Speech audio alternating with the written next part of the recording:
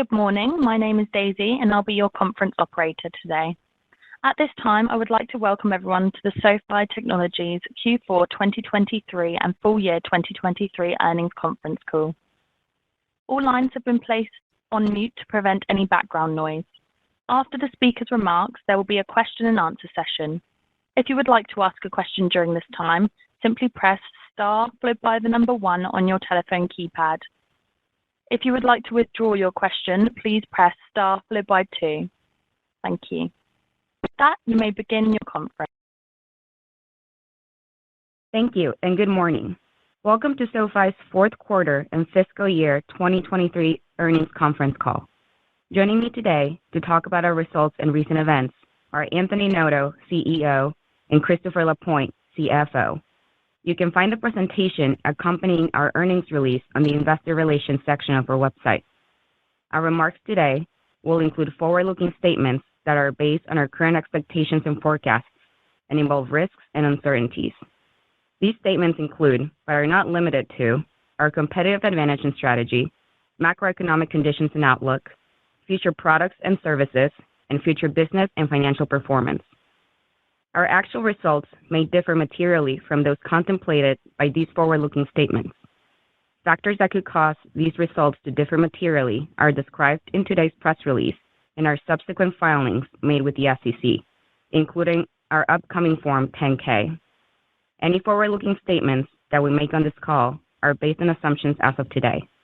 We undertake no obligation to update these statements as a result of new information or future events.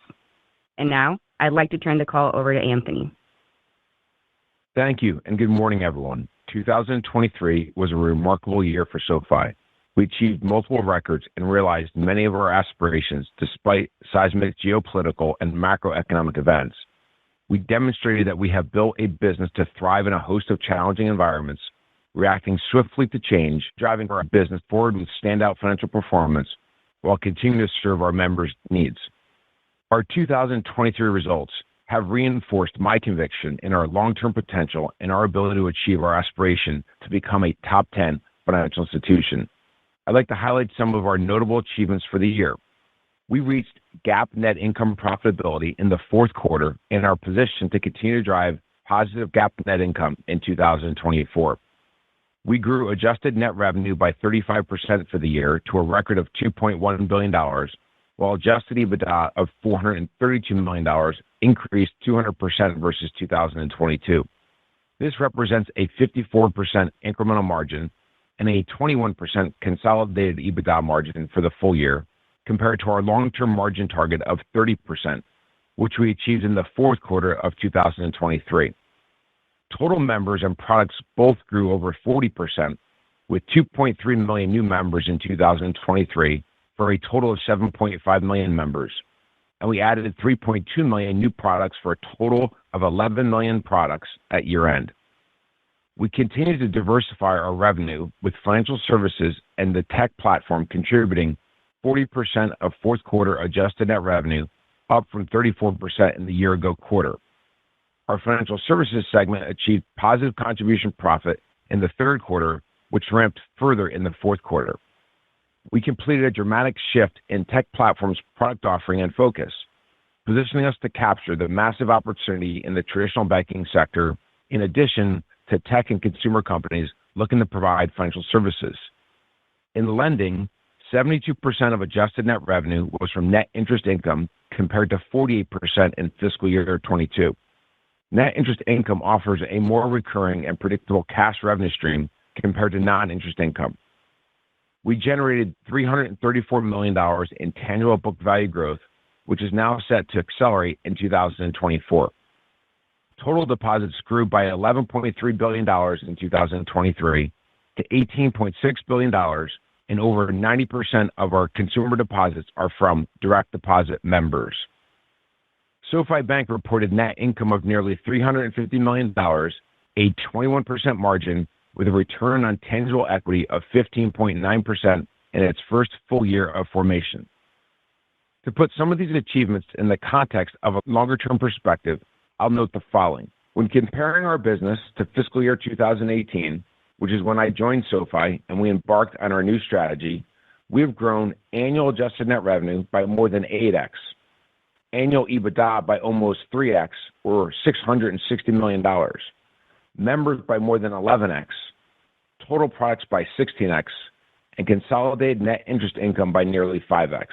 And since adding several financial services products in 2019, we have grown annual financial services revenue to more than $430 million, financial services products to $9.5 million in total, and financial services products now comprise 85% of our total products. The fourth quarter really capped an exceptional year. Record adjusted net revenue of $594 million accelerated to 34% year-over-year growth, while record adjusted EBITDA of $181 million grew 159% with a 30% consolidated EBITDA margin. This EBITDA margin is up 14 percentage points year-over-year and is now equal to our long-term target of 30%. Financial services segment contribution profit grew to $25 million, an 18% margin versus $3.3 million last quarter and negative $44 million in the year-ago quarter. Our deposits grew by a record of nearly $3 billion in the quarter. Tech platform segment revenue growth accelerated to 13% year-over-year on its way to 20% next year, with a 32% contribution margin versus 20% in the year-ago quarter. In lending, 76% of adjusted net revenue was net interest income, up 43% year-over-year to $263 million. We point this out because $263 million in cash revenue is 2x greater than our directly attributable segment expenses of $120 million. Segment contribution margin improved by over 500 basis points sequentially to 65%. Company consolidated GAAP earnings per share was 2 cents, with GAAP net income totaling $48 million versus a $40 million loss in the year-ago quarter. SoFi Bank's net income of $129 million represents a 27% margin and an annualized return on equity of 16.8%. In terms of our balance sheet, we grew tangible book value for the sixth consecutive quarter by $204 million at the consolidated level, reaching $3.5 billion in total. Our total capital ratio improved to 15.3% from 14.5% last quarter, helped by organic tangible book growth, over $1 billion in loan sales, capital optimization moves, and an opportunistic convertible debt repurchase of $72 million. From a member and product perspective, in the fourth quarter, we added 585,000 new members for a total of over 7.5 million members and 695,000 new products for a total of over 11 million products. Now I'd like to spend some time touching on quarterly segment level results. Lending adjusted net revenue of $347 million grew 10% year-over-year against a difficult comparison of 51% year-over-year growth in the year-ago quarter. Personal loan originations grew 31% year-over-year to $3.2 billion. Student loan originations grew 95% year-over-year to $790 million, and home loan originations increased 193% year-over-year to $309 million. Within financial services, net revenue grew 115% year-over-year and 18% sequentially to $139 million, driven by continued strong monetization within the segment. We achieved $25 million in contribution profit despite our significant investment across money, credit card, and invest. As we noted last quarter, the credit card and invest businesses are still in heavy investment mode with losses of over $100 million annually on a run rate basis. Through unit economic optimization and greater scale, these businesses will eventually see positive contribution profit, similar to how we deliver with SoFi Money. We continue to see strong growth in SoFi Money products and, importantly, high-quality deposits and great levels of engagement. This has led to higher average account balances, even as average spend has increased. SoFi Money products have increased 54% year-over-year, or by nearly 1.2 million to 3.4 million accounts. As important is the quality of these members with a median FICO of 744 for a direct deposit portfolio, and hence we see ample opportunity for cross-buy. In terms of engagement, Over 50% of our newly funded SoFi Money accounts are setting up direct deposit by day 30. This account primacy drives spending, which exceeded $1.5 billion in the fourth quarter debit transactions of volume. This is up nearly 3x year over year and represents more than $6 billion of annualized debit transaction volume. Our Invest products, excluding crypto from all periods, grew 20% year over year to a total of 2.1 million, with AUM increasing 54% year over year. We've continued to launch exciting new products that meet our members' needs in financial services to further accelerate new member growth and cross-buy. Just today, for instance, we announced the launch of alternative investments and mutual funds. With the launch of alts, SoFi is granting yet another opportunity for everyday investors to access investment opportunities traditionally reserved for institutional investors and the ultra-wealthy. For our tech platform, revenue of $97 million accelerated to 13% growth year over year, up from 6% in Q3. We continue to make significant strides in our strategy of leveraging our unique product suite to pursue diversified growth and larger, more durable revenue opportunities. We started to see evidence of this strategy in the fourth quarter, as growth was driven not just by continued strong organic growth of existing partners and new product adoption by them, but also by notable contributions from increasingly diversified clients which have launched within the last 6 months. As mentioned last quarter, demand from traditional financial institutions and non-financial categories remains strong. While lead times for winning RFPs and ensuing integrations are measured in many quarters, not months, the transition to modern processing and modern cores is playing out in real time the way we envisioned it. On the product side, we continue to build and ship a diverse range of products for multiple sectors. Most notably, we launched an expense management solution in partnership with MasterCard that provides clients in the B2B sector with insights into corporate card spend. We launched same-day ACH, which allows account holders faster access to funds and helps mitigate risk tied to transactional delays. And we launched a risk data mart and data pipeline for our payments risk platform, which is seeing rapid adoption from existing clients. With that, let me turn it over to Chris for a review of the financials for the quarter and our 2024 outlook. I'll return to review our multi-year outlook after Chris shares his thoughts. Thanks, Anthony. The Q4 and full year 2023 results really prove once again that our diversified and differentiated business model drives SoFi's durability and long-term growth potential. I'm going to walk through key financial highlights in our financial outlook. Unless otherwise stated, I'll be referring to adjusted results for the fourth quarter and full year of 2023 versus fourth quarter and full year of 2022. Our GAAP consolidated income statement and all reconciliations can be found in today's earnings release and the subsequent 10-K filing, which will be made available next month. For the quarter, we delivered record adjusted net revenue of $594 million, with growth accelerating to 34% year over year and 12% sequentially from the third quarter's record of $531 million.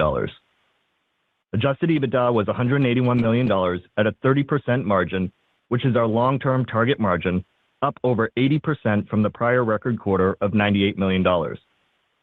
This represented over 14 percentage points of year-over-year margin improvement and 12 percentage points of sequential margin improvement, demonstrating significant operating leverage across all functional expense lines. In fact, sales and marketing declined as a percentage of adjusted net revenue for the fifth consecutive quarter. Total operating expenses declined roughly 17 points as a percentage of adjusted net revenue year over year.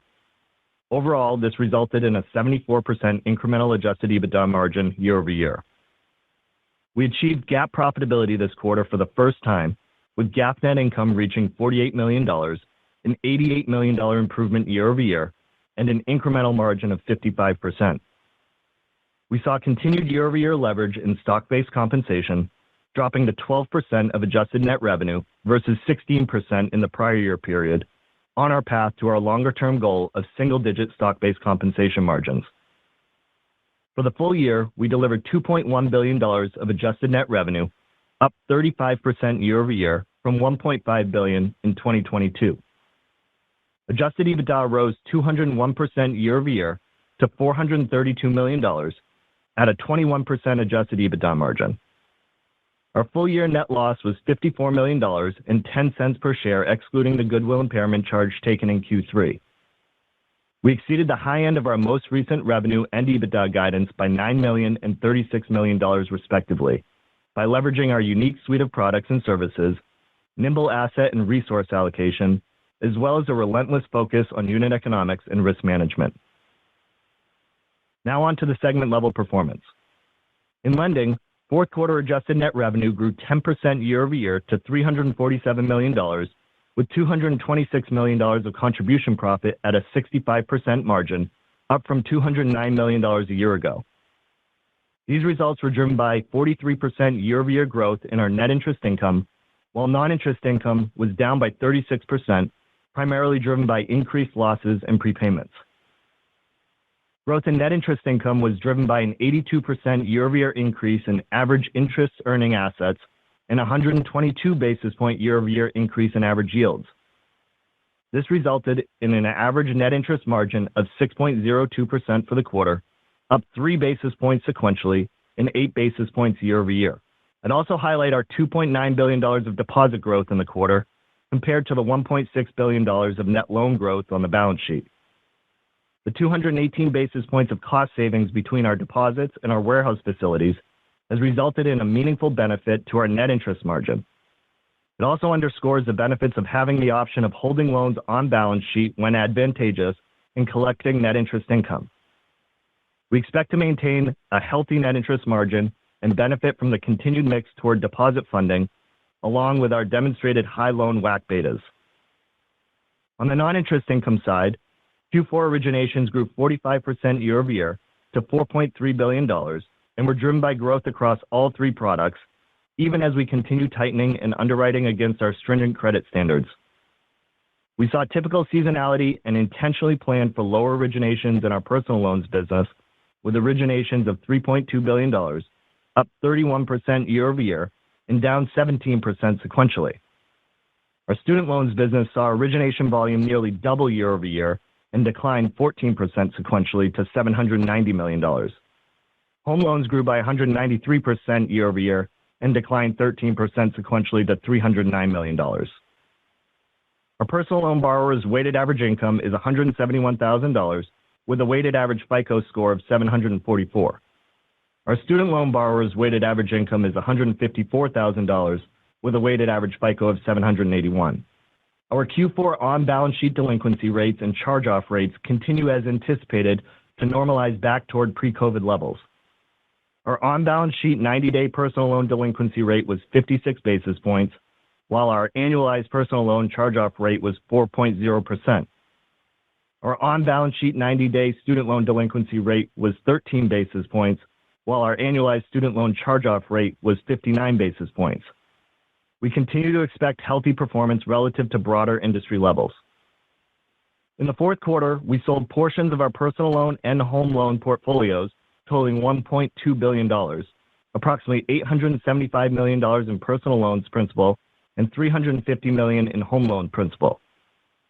In terms of the personal loan sales, we closed a previously disclosed $375 million securitization with BlackRock, where we sold both bonds and the resid at an execution level of 105.1%, and closed an additional $500 million of loans in whole loan form to multiple parties at a blended execution of 105.6%. These had similar structures to other recent personal loan sales, with cash proceeds at par or at a premium to par, and the majority of the premium comprised of the contractual servicing fees that are capitalized. These deals included a small loss share provision that is above our base assumption of losses and immaterial relative to the exposure we would otherwise have had if we held the loans. In the quarter, we executed $450 million of senior secured financing, which will show up on our detailed balance sheet as senior secured loans held for investment at amortized cost. These loans have a fixed-term structure and are secured against the underlying assets, therefore equivalent to investment-grade bonds if you were to do a securitization for the same pool of collateral. In addition, these loans are priced at market rates, which not only helps to diversify our balance sheet, but also provides an additional return above our cost of funding and a yield similar to the net interest margin of our loans, which are unsecured. Now turning to our fair value marks and key assumptions. Our personal loans are marked at 104.9% as of the year end, up from 104.0% at the end of Q3. This was a function of the discount rate decreasing by 103 basis points, which was driven by the underlying benchmark rate declining by 90 basis points and spreads tightening by 13 basis points. Notably, the benchmark rate change and the spread change are empirical, as they are actual market observed inputs, not assumptions. Partially offsetting the decrease in discount rate was an increase in the annual default rate assumption from 4.6 to 4.8%, as well as an increase in the annual prepayment speed assumptions from 20 to 23%, which has an immaterial impact on the overall change in the mark. When a borrower prepays, we are still capturing the principal, and the impact to the value of the assets is only based on the premium above par at a given point in time, which is very small relative to the principal outstanding.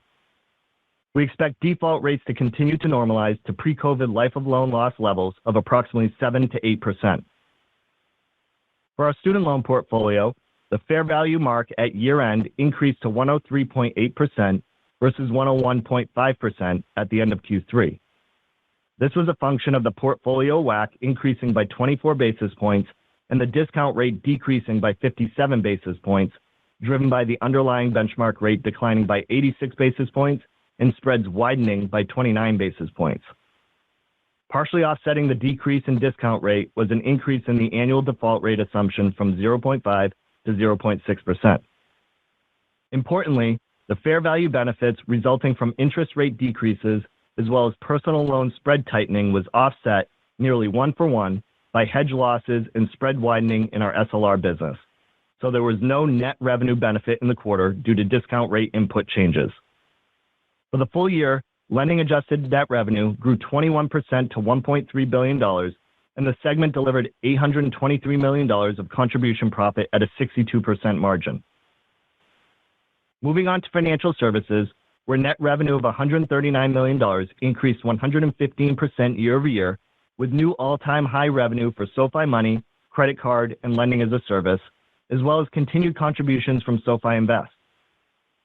Overall monetization continues to improve, with annualized revenue per product of $59, up nearly 50% year over year versus $40 in Q4 2022, and up 10% sequentially.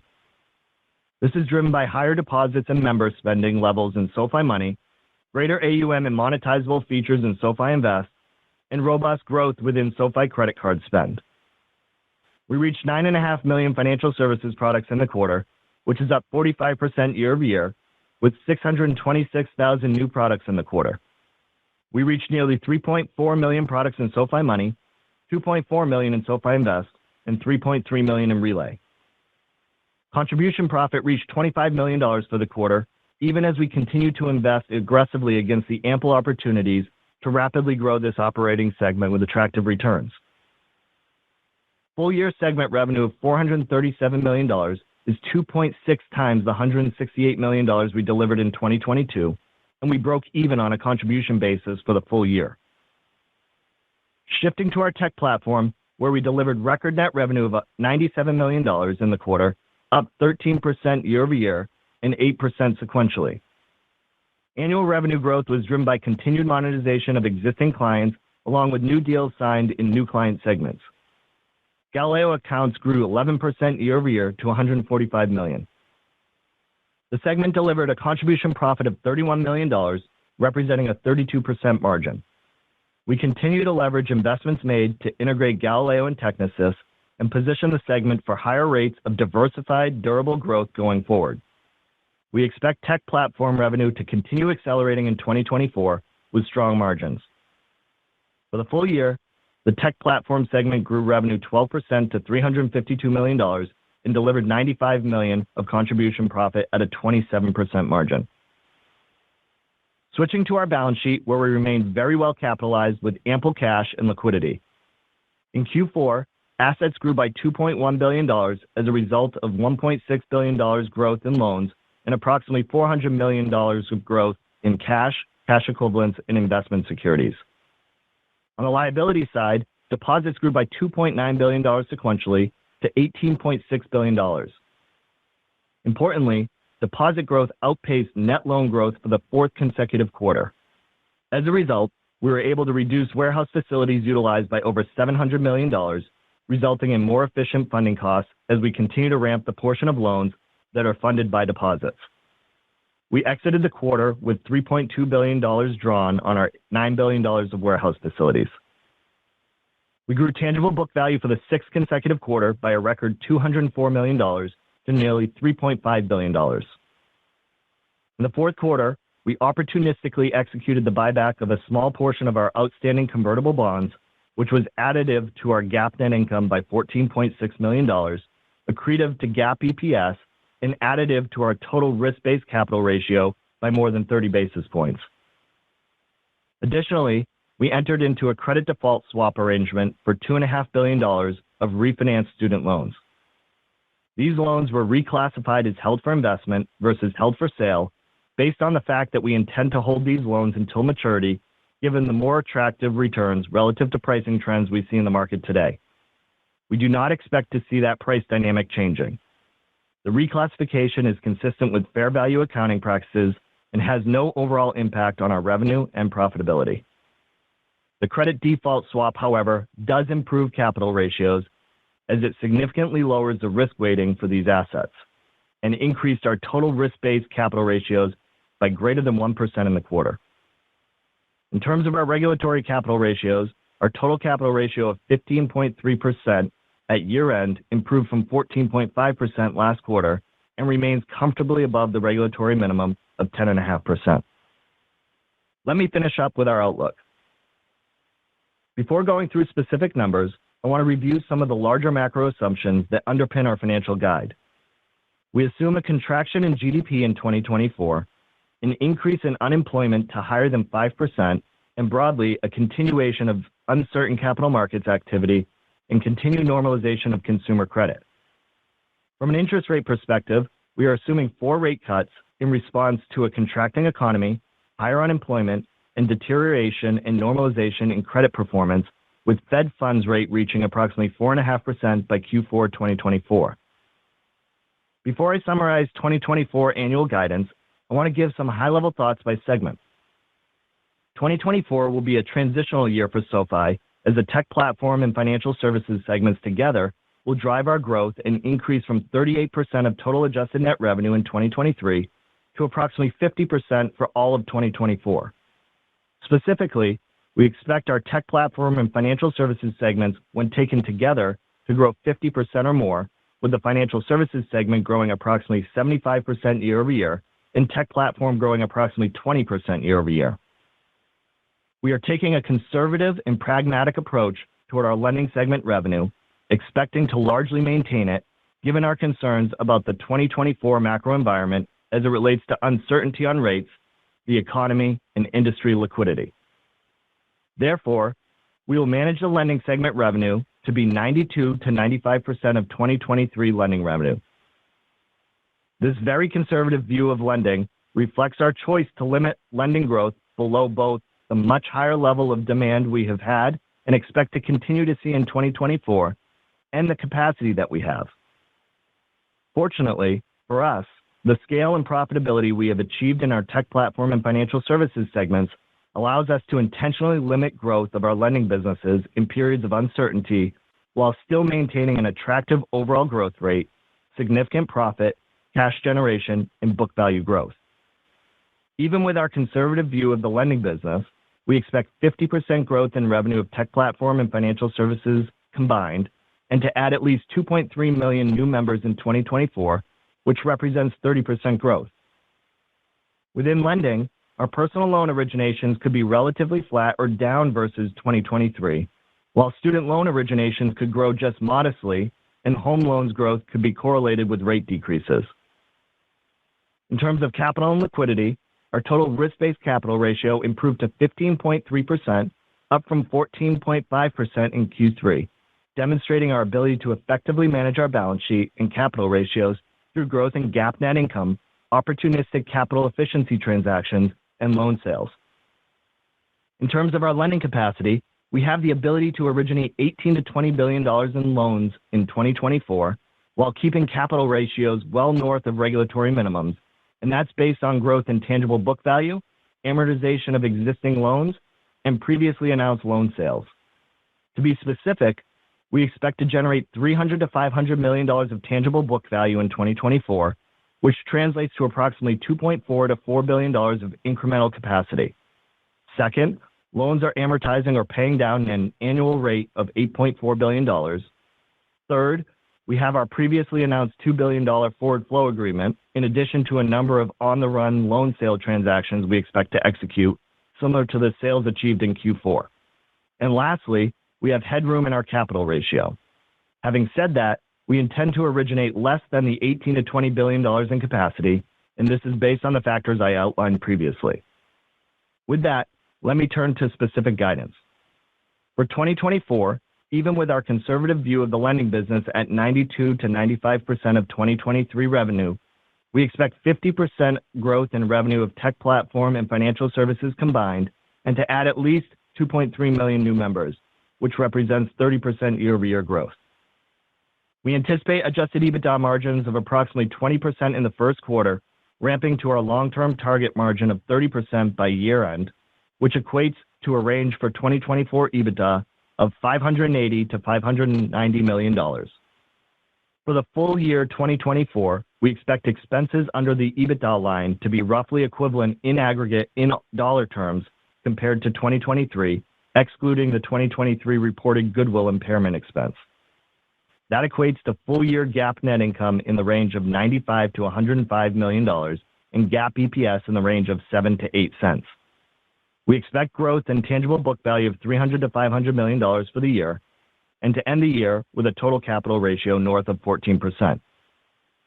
For Q1 2024, we expect to deliver adjusted net revenue of $550 to $560 million, adjusted EBITDA of $110 to $120 million, and GAAP net income in the range of $10 to $20 million. Now let me turn it back to Anthony for thoughts on our medium-term outlook.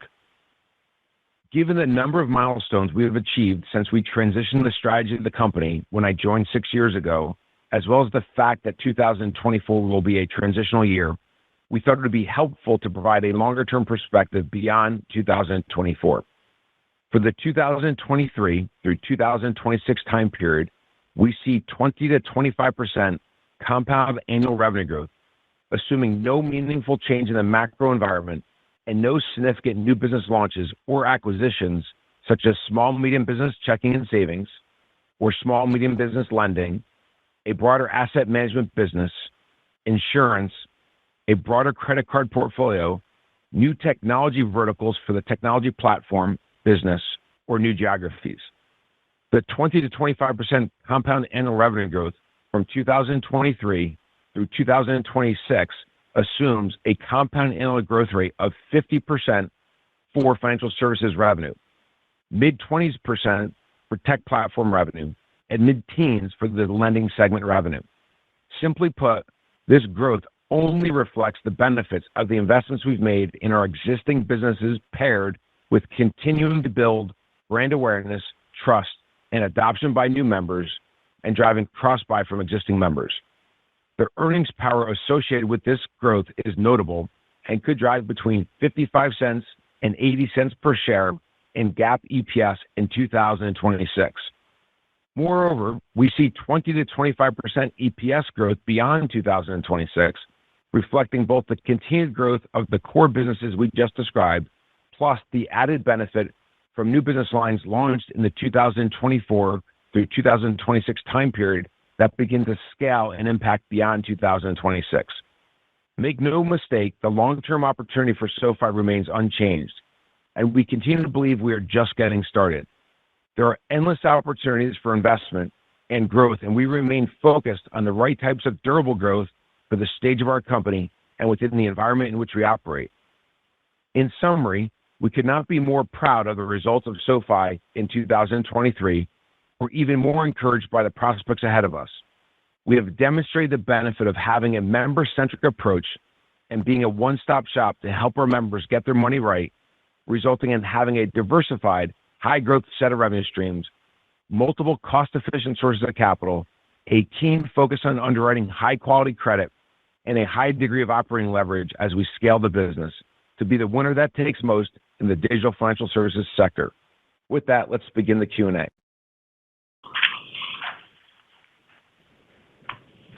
Thank you. If you would like to ask a question, please press star followed by 1 on your telephone keypad. If you would like to withdraw your question, please press star followed by 2. When preparing to ask your question, please ensure you are unmuted locally. And please keep in mind we'll only take 1 question per person at a time. Please rejoin the queue for any additional questions. So as a reminder, that's star 1 on your telephone keypad. Our first question today is from John Hecht from Jefferies. John, please go ahead. Your line is open. Yeah, good morning, guys. Thanks very much for all the details about the intermediate term goals, and appreciate you taking my question. You guys are taking a fairly conservative look at the economy. I think that's dictating or guiding kind of how you want to balance the growth between the lending segment and the non-lending segments this year. Anthony, I'm just wondering if things kind of pan out a little better than expected, would that change the trajectory? And then how do we think about kind of lending segment versus non-lending segments as we get into next year? Yeah, I think if the economic backdrop is vastly different, it'll change the trajectory, both up and down. I would think about that both ways. Could be worse, could be better. As I think about the different businesses, some things that could give us tailwind, if we do see rate declines, our home loan business really would benefit from refinancing in the mortgage business and would benefit from greater purchases. Right now, rates are quite high, and it stifled the growth in that market, but that would be a benefit. We really love the home loan business for a couple of reasons. Number one, it's probably the largest and most emotional financial decision people will make in their lives. And if we're going to be there for a relationship with our members, we have to be there for that decision. It also is one of the most risky. If someone overpays for a house or takes on too much debt in their mortgage, it could eliminate their ability to have discretionary income to invest. And if you do that in your 20s and 30s, it's really hard to catch up later. So it's a really critical product for us delivering on our mission. And it's also a great economic product. We largely do agency mortgages, which means we use our capital just to underwrite it, but then we can sell it to the government agency windows, which benefits the balance sheet quite meaningfully. So that's one business that would be capital light generally. If we do agency mortgages, that would benefit from lower rates. The second business that would benefit from that is as rates come down, you'll see more people looking to get yield in other products like Invest. An offset to rates coming down, some may believe that our SoFi Money product may not grow as fast. What I'd say is from an interest rate standpoint, we are committed to providing a top-tier APY in addition to no fees and all the functionality that we provide with 2-day early paycheck and the ability to earn reward points and do person-to-person payments and bill pay and all the other benefits of that product. But because we are an originator and we do generate yield against those deposits, as you know, 6.1% this quarter, we're going to be able to maintain a competitive advantage in what rate we give on SoFi Money. I would say if the rate cuts are in fact 6 times instead of what we're forecasting at 4, I do worry about the economy. I don't see a world in which we have 6 rate cuts and we have a strong economic backdrop. The market quickly switched from in late October, going from higher for longer to 6 rate cuts in a matter of 90 days. That tells you how bifurcated the market is and how concerning things can switch so quickly. So we want to be conservative in our outlook as it relates to risk. We have the benefit of being able to be conservative in our outlook because of what we've done in growing the financial services segment and the technology platform segment. And now that the financial services segment is profitable on a contribution profit basis, we can grow even faster and it doesn't drive our losses up. We're still in significant investment mode there because of the acquisition cost on Invest and on credit card and on SoFi Money. But overall, it's profitable and we can grow it very fast and benefit from that high margin revenue, the margins increasing. And same thing with the tech platform. We invested meaningfully over the last 3 years in the tech platform. We're now in margin expansion mode and revenue acceleration mode. So having all 3 businesses is a direct result of our broad-based strategy of giving consumers what they need to get their money right, but also results in more durable and diverse revenue streams. In the situation where the economy is weaker than expected, losses will go up. We've seen trends across the industry. The all bank data is very telling in charge-off rates and delinquencies, as well as reserves for losses that indicate that normalization is happening across the spectrum, and we want to be prudent and make sure we factor that into our risk profile.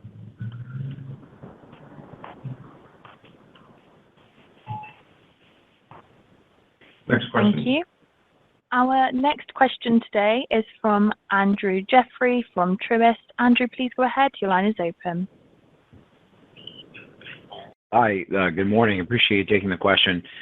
Anthony, I wonder if you could talk a little bit about the company's anticipated balance between growth. I'm thinking specifically in the financial product segment and profitability. You've achieved, at least this quarter, your long-term margin targets, and ostensibly you continue to generate really good LTV to CAC.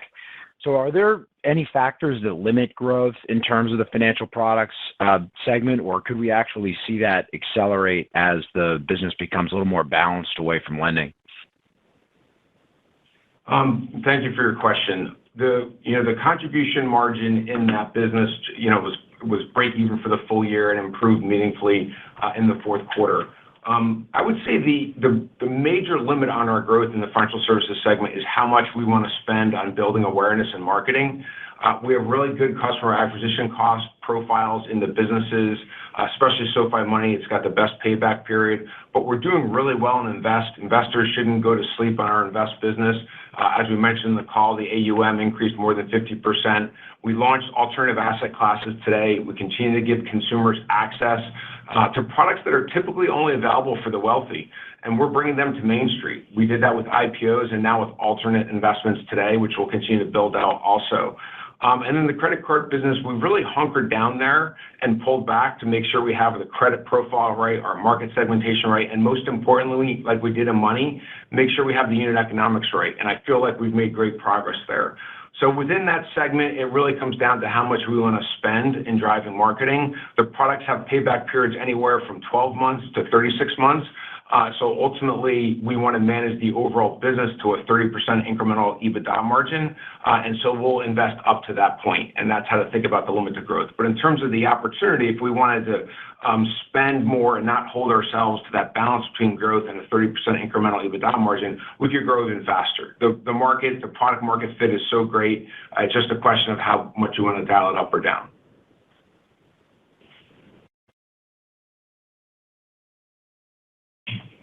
Thank you. Our next question is from Reggie Smith from JP Morgan. Please go ahead. Your line is open. Hey, good morning. Thanks for taking my question. Chris, I think you said that personal loan charge-offs were 4%, I believe, for the full year. I was wondering if you could tell us what that was for the fourth quarter. I guess my math could totally be off. I had you guys at like 3.1 through the first 3 quarters of the year, and that would imply, I think, like a 6% loss rate in the fourth quarter. So I don't know if I'm wrong there. Any color there would be helpful. Yeah, no worries. Hey, Reggie. In terms of the fourth quarter, what you heard in my prepared remarks was accurate for the fourth quarter. So our NCO rate for the personal loans business was 4.0%. That was up from 3.44% in Q3 of 2023. As Anthony had alluded to, we do expect a continued normalization towards pre-COVID levels and life of loan losses in the 7 to 8% range.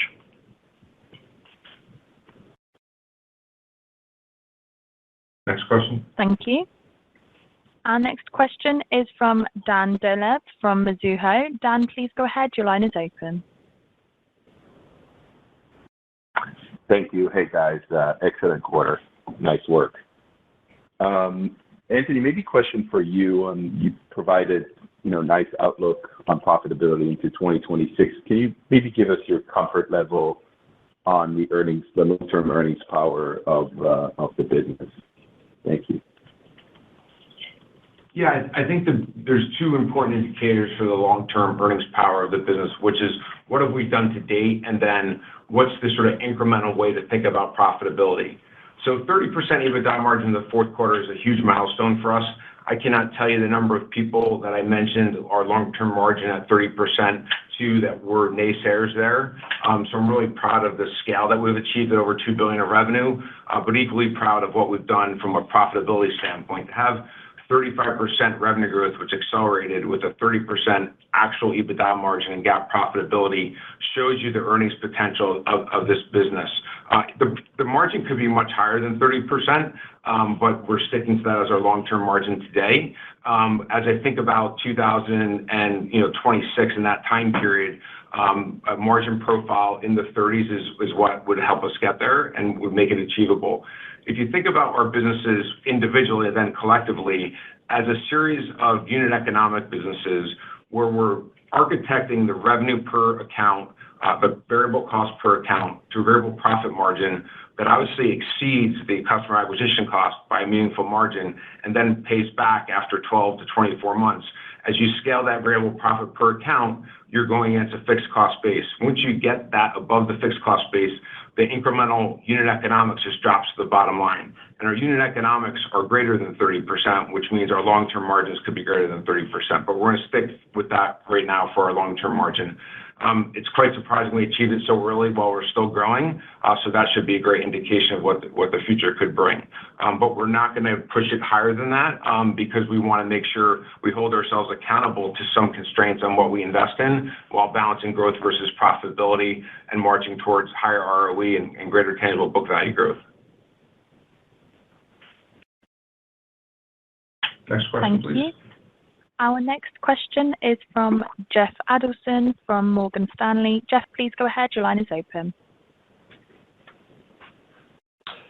Hey, thanks, guys. I appreciate you taking my questions. I just wanted to follow up on Reggie's question a little bit and dig in on the credit on the personal loan book. I know you did modestly increase the life of loss expectation there to 4.8% this quarter. I guess when we look at some of the ABS data, it does look like the data continues to get worse. And, we have other lenders out there in the consumer world that have flagged that, losses should also get worse this year. So I'm wondering if you could help us frame where you have your expectations for 2024 credit on the loss side going there.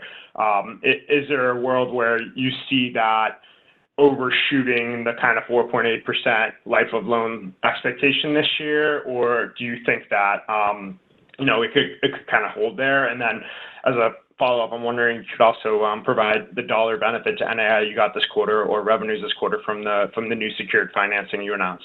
Thanks.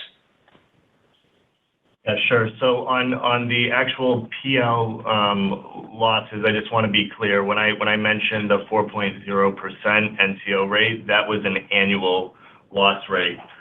Where we expect it to normalize to is 7 to 8% life of loan, which translates closer to a 4.8 to 5-ish% annualized loss rate, which we expect to occur in the first half of 2024.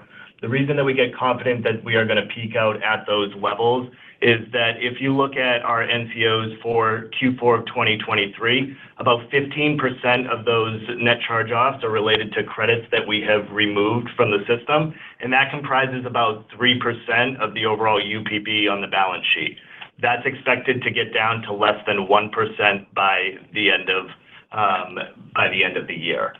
In terms of your second question around the benefit from revenue from secured financing that we announced, we did about $450 million in the quarter, as I alluded to in my prepared remarks. The actual revenue generation associated with that in period was immaterial given time of sales. And the only other thing I'd add is that our backdrop for credit and credit performance and normalization is tied to our economic outlook. Obviously, in a more challenging economic outlook, those assumptions would likely not hold to be true, and we'd obviously manage the business differently. I would say the one thing that's been true over the last 6 years that I've been here is whatever we thought would happen with the economy isn't actually what's happened with the economy, and we have to be nimble and smart and read all the macroeconomic data points in our own business performances to adjust accordingly. So I don't want anyone to think that the outlook that we have is in all economic backdrops. It's not. It's for the very specific one that we outlined. Next question, please. Thank you. Our next question is from Michael Ng from Goldman Sachs. Michael, please go ahead. Hey, good morning. Thank you very much for the question. I appreciate all that revenue guidance by segment for 2024. I was just wondering if you could talk a little bit about the contribution profit outlook, key things to consider for each segment, and any specifics around 2024 by segment would be helpful. Thank you. Yeah, the way to think about it is the lending business is meaningfully profitable, very high contribution profit margins there. For those who have been following us for a long time, you'll remember the comments that was made about ensuring that our loans have a 40 to 50% variable profit margin per loan, so that those loans will be durable through the cycle, and we remain focused on achieving that. The second thing I'd say is on the technology platform, the margins contracted there quite meaningfully prior to this year as we invested in moving to the cloud from on-prem, and we invested in new architecture and new products and services, and we're now seeing the benefit of those investments coming in higher revenue and more operating leverage, and you saw the nice contribution profit margin expansion there, which you can continue to see with more revenue. It's a business that once you exceed your fixed cost, the incremental profitability is quite meaningful. And in the financial services segment, it's a lot harder to talk homogeneously because there's so many different businesses there. Chris said on the call that we're losing over $100 million a year from a contribution profit standpoint across the different businesses we're investing. Despite the fact that we achieved $25 million in the quarter of contribution profit, we're still losing meaningfully in businesses like credit card and SoFi Invest because of the acquisition costs there, but also because the fixed costs are not covered by the variable profit yet. And so that business has a lot of upside in contribution profit, but you have to think about it by business and where those businesses are in their development cycle. And so Invest and credit card are very early in their investment cycle and therefore losing a lot of money.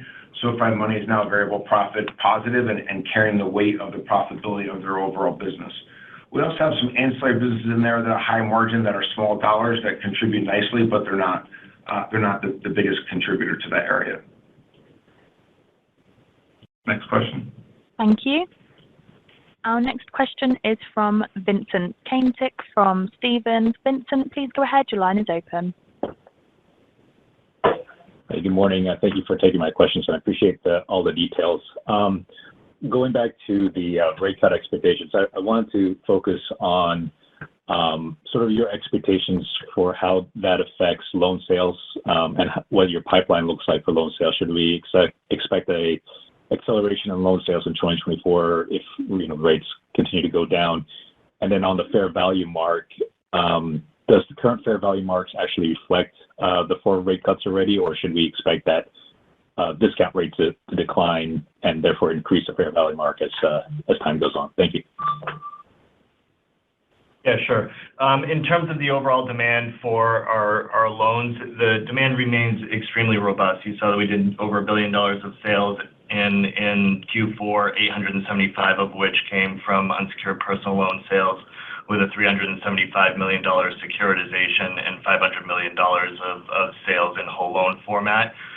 We do expect demand to remain robust. We're seeing that already in Q1. As a reminder, we do have a $2 billion forward flow arrangement in 2024 with a party that has bought loans from us over the course of the last few quarters.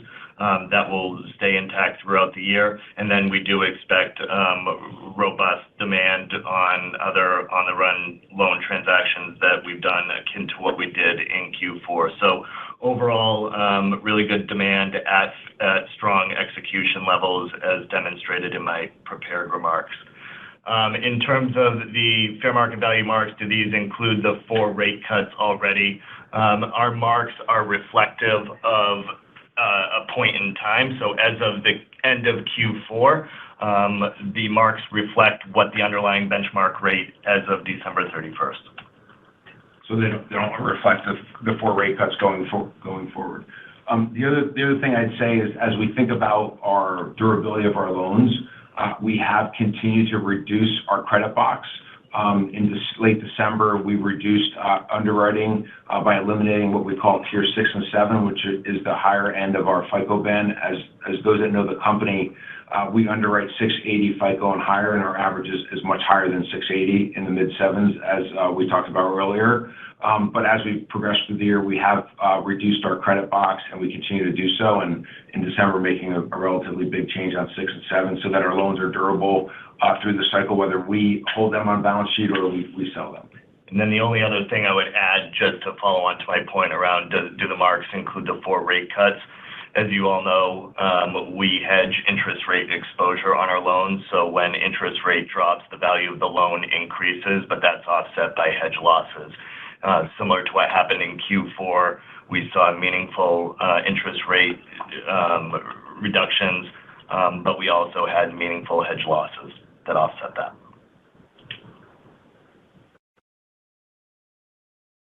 Thank you. Next question, please. Our last question we have time for today is from Dominic Gabriele from Oppenheimer. Dominic, please go ahead. Your line is open. Hey, guys. Thanks so much for the question and the color across the call. So maybe, Anthony, you can talk to us, or Chris, through the assumptions that lead to your mid-20% revenue growth within the tech platform. That'd be really helpful. Maybe including, if possible, breaking it down by the new client wins, pipeline for deals, customer adds, anything you can provide. I feel like this target's likely going to be of significant importance moving forward. Thanks so much. Yeah, we're not going to get into that level of detail. We're in market in conversations with dozens of potential partners across the spectrum of the diversified customer base we have. We have ongoing dialogue with everything from government-related deals for child support and benefits from the federal government all the way to new consumer financial services offerings from large established non-financial services brands all the way to big, large traditional banks in our country. The drivers of the business are quite simple. We have an underlying payment processing platform that you should think about generating revenue based on 2 factors. One, getting paid based on the transactions that occur in that platform, the volume of those transactions, and the price for those transactions, in addition to the APIs that we provide. Within the technology processing platform, we provide APIs for account opening, for bill pay, for 2-day early paycheck, for person-to-person payments, for payment risk platform fraud capabilities. And so different partners use different APIs, and the more they use, the more we get paid. But it also drives the more transactions. In addition to that, we have other products like Connecta, which is a natural language chatbot that uses machine learning. We also have a product called Payment Risk Platform, where we're helping people decide instantaneously on the risk of a transaction and whether or not it should be authorized or not. And we get paid for each one of those authorizations. In addition to that, we have Technisys Banking Core, which is a much larger decision for any institution to use. But think of a core as an operating system. Our Technisys capability we bought for one big reason. We have a lot of products at SoFi. Those products all have different operating systems. We want them to run on one platform, one operating system, and we want that system to be extensible into new products that don't even exist today. In the financial services industry, many banks, many financial companies have many cores. In fact, they probably have more cores than products because many of them were aggregated roll-ups of other banks that had different cores for checking and savings, not to mention they have different cores for products like credit card versus checking and savings, or even for loans. And so Technisys enables a company to have one platform running different cores for different products, and it's extensible into different areas. One example of that is SoFi's Buy Now, Pay Later. We launched Buy Now, Pay Later with Galileo and Technisys and SoFi. It was the first product on all 3 technologies, and we did it in a very short period of time, and it's a great product that is easy for the consumer to use and can be authorized right in the application itself. And so that is another driver of the overall revenue streams. We also do services for digital solutions. We do build front ends for apps, in addition to other types of digital services as it relates to the app and product development. So there's no one answer to your question other than more partners, more accounts, and more products per account, which drives the revenue from those factors that I just laid out. That ends our prepared remarks and questions. I wanted to finalize our comments today by just sharing with you some final thoughts. I'll finish here by saying how proud I am of our team's relentless ability to not just persevere through the disruption and volatility of the industry throughout the year, but to deliver record results. I couldn't feel more blessed by our more than 7.5 million members that have been so critical in making our vision of being a one-stop shop for all your financial needs become such an amazing reality. The benefits of our strategy resulting in a uniquely diversified business that is unmatched by any digital-only provider in our scale, capability, and competitive advantages not only position SoFi to be the winner that takes most in the sector of transition of financial services to digital, but also provide greater durability through a market cycle. I'm excited about where we are today and even more excited about where we can go from here. Thank you for dialing into our call, and we look forward to